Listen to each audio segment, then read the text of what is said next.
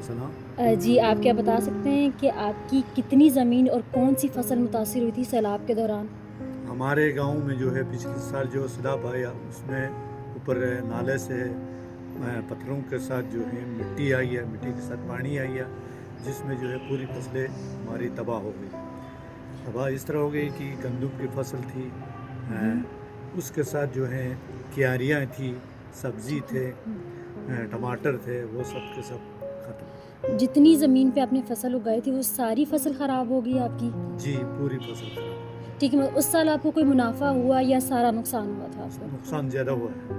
ٹھیک ہے، اب دوبارہ کوئی اقدامات شروع کیا آپ نے فصل اگانے کے لیے؟ نہیں، وہاں پر پتھر ہی پتھر ہے، تو ہم اتنا ہمارے پاس اتنا گنجائش نہیں ہے. جی ٹھیک، شکریہ آپ کا.